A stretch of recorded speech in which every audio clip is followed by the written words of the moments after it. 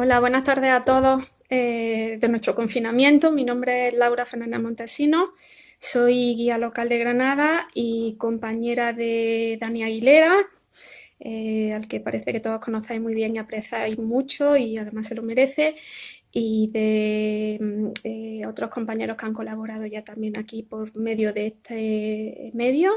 Antonio Bonilla creo que es uno de ellos, creo que ya lo conocéis, también extraordinario.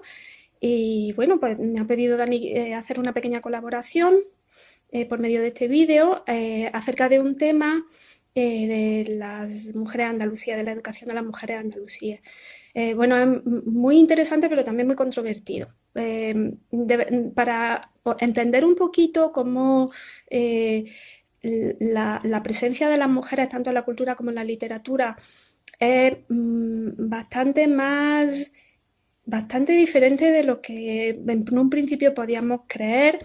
Tenemos que remontarnos en el tiempo y retroceder hasta la época de los árabes, antes del nacimiento del profeta Muhammad, porque había una terrible costumbre que era la de asesinar a las mujeres cuando nacían, por la razón de que, sobre todo para las familias pobres, suponía una carga. En el momento en que ellas tenían que casarse o tenían por lo menos que casarlas, para ellos suponía una carga el hecho de tener que pagar una dote por las mujeres, con lo cual, bueno, pues dificultaba la vida, sobre todo gente que tenía que estar viviendo en el desierto, que a lo mejor vivía a base de sus cabras o de su pequeño huerto que tuvieran algún oasis, con lo cual no solamente la cantidad de niños, sino sobre todo las niñas por las que le tenían que pagar esta dote a la hora de casarla.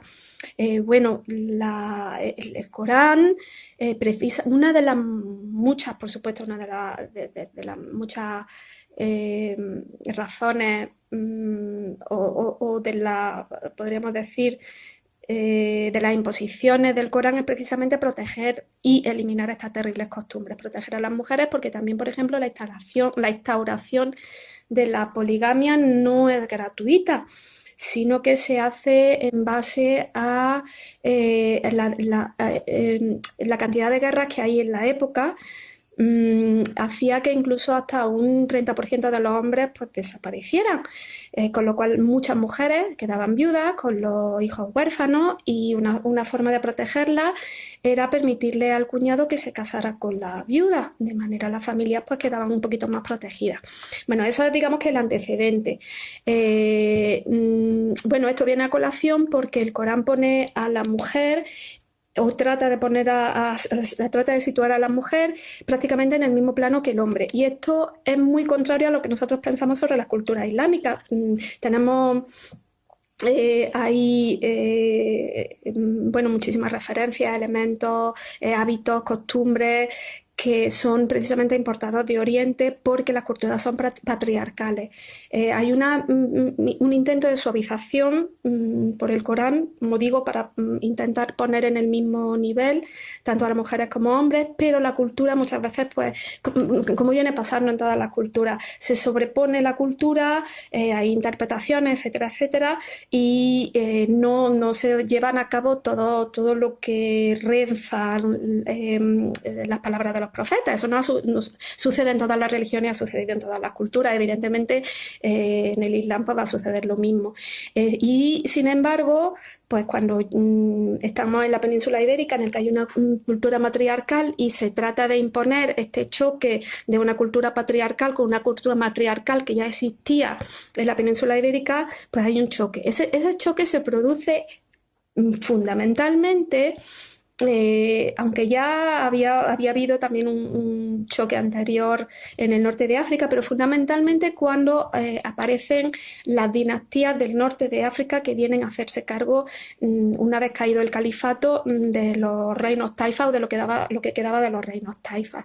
Como digo, siempre ha habido las emigraciones, las trasvases sociales de lugares por razones de sequía, por razones de invasiones, por múltiples razones climáticas, sobre todo. Ha habido existencia en la península ibérica siempre de pueblos del norte de África. Como digo, los pueblos del norte de África, los bereberes también tenían, igualmente que los nativos íberos, tienen una cultura matriarcal muy fuerte que chocaba mucho con las culturas orientales. Fue entonces, sobre todo en la época de los almohades llegan a la península ibérica en el siglo XII. Fue sobre todo en la época de los almohades cuando se importan desde el oriente una serie de costumbres que son extrañas a los nativos, a la cultura nativa, podríamos decir, excesiva protección de las mujeres. Es decir, se restringen muchísimas libertades en torno a toda la sociedad, pero especialmente de las mujeres.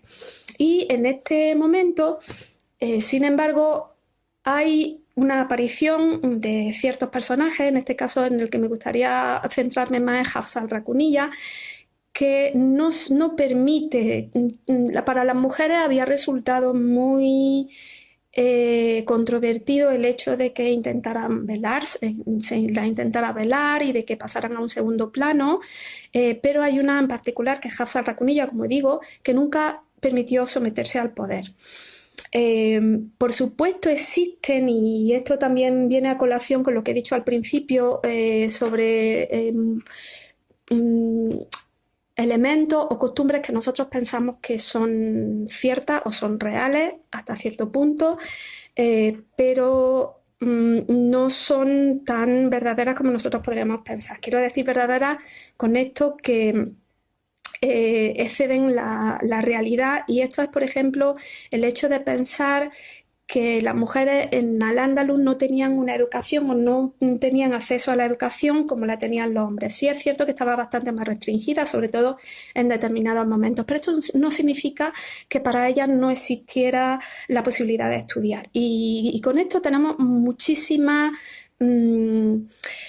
ejemplos de mujeres que han destacado tanto en la literatura como en las ciencias, como en las artes, en Al-Ándalus. Y podríamos remontarnos a tiempos del califato, poner como ejemplo, bueno, una princesa, Walada, que era princesa, efectivamente una gran poetisa muy, muy considerada, pero era princesa al fin y al cabo. Y sin embargo, hay muchísimos ejemplos de esclavas que llegan a tener una importancia clave, tanto en el arte como dentro del poder, y una de ellas, justamente también en tiempos del califato, poco antes de que caiga el califato de Córdoba, en el siglo X, en tiempos de Al-Hakem II. Al-Hakem II fue uno de los califas más cultos que se conocen del califato, posiblemente, a mi modo de ver, de todo Al-Ándalus. Bueno, en tiempos de Al-Hakem II, como digo, Al-Hakem II se había casado con una esclava, una navarra, que se llamaba Sub.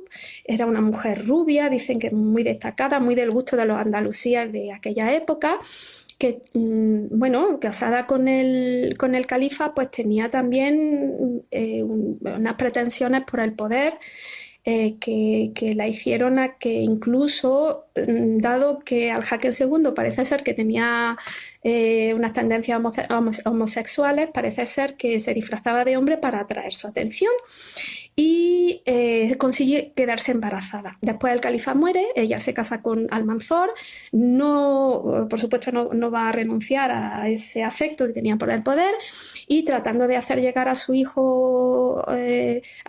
hijos como sucesivos califas, pues se casa también con Almanzor. Bueno, esto es simplemente una especie de introducción para que nos demos cuenta que realmente, a pesar de que fueran esclavas, las mujeres sí tenían acceso a la cultura. Otro caso muy, muy interesante también de la época del califato de Córdoba es justamente en esa época la secretaria personal de Al-Hakem II, a la que le tenía muchísimo aprecio. Ella se llamaba Lubna y estaba encargada de su biblioteca. Su biblioteca tenía más de 500.000 de volúmenes. Era una de las mayores bibliotecas, podría haber, personales, por supuesto, porque era la biblioteca personal, pero una de las bibliotecas personales quizá de las más grandes que pudiera haber en todo el imperio. Eso le daba una categoría, se dice que era un gran bibliófilo, mandaba incluso a su emisario a que le consiguieran los volúmenes más extraños o más raros que se hubieran escrito, y Lumna se encargaba de la conservación de la biblioteca. Aparte de la conservación de la biblioteca, ella era traductora, traducía la mayor parte de la documentación y de los manuales, también bueno, se dedicaba a la creación, a la reproducción, a la copia de los manuscritos, y sobre los copistas que había en la época, hay que destacar que en los arrabales de Córdoba había alrededor de 170 mujeres que eran copistas de libros y que estaban al servicio del califa. Esto nos da una idea, son dos apuntes en este caso. Primero, que se consideraba a la mujer porque se pensaba que la mano pequeña de la mujer era mucho mejor para la caligrafía, y por otro lado que no estaban tan exentas como nosotros podemos pensar de la cultura. Y por último llego ya a Hafsa al-Rakuniyya. La historia de Hafsa al-Rakuniyya está recogida en este libro que se llama El jardín de la poesía, la historia real de ella, de la editorial granadina Crisol, perdón. Y trata la historia precisamente de una maestra. Es una maestra y a la vez es poeta. Ella es maestra, trabaja en la corte de los almohades, justamente en el periodo en el que hay un cambio, una transición entre los almohávides y los almohades. Trabaja como maestra, repito, ella da múltiples materias, múltiples asignaturas, y se enamora de otro poeta que se llamaba Jafar ibn Said, que procedía de Alcalá la Real, donde su familia tenía establecido su pequeño imperio. Al parecer procedían originalmente siglos atrás de Yemen y habían permanecido independientes durante muchísimos siglos. Ellos se enamoran, son una pareja que tiene mucha... se conoce muchísimo en Granada y la gente lo admira. Hafsa trabaja como maestra, tenía un sistema revolucionario de enseñanza que se había exportado al resto del mundo islámico, por el que recibía muchísimas recomendaciones, regalos, se le enviaban felicitaciones, incluso se le enviaba dinero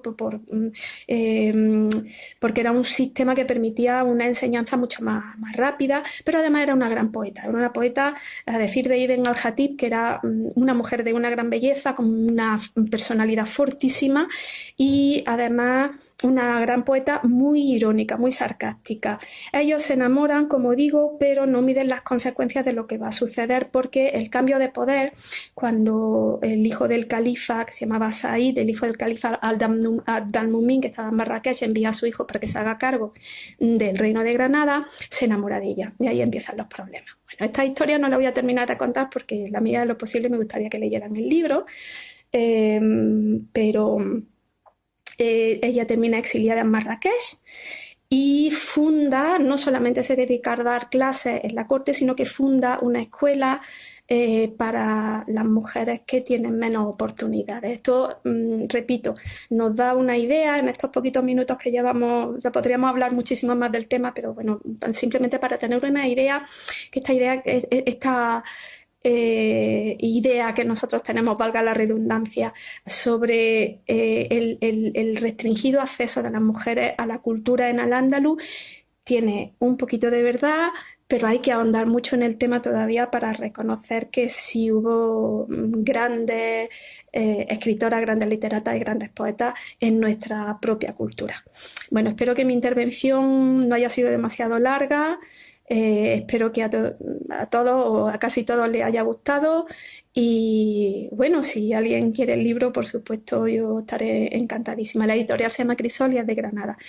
Muchísimas gracias a todos por vuestra atención y que pasáis una excelente tarde.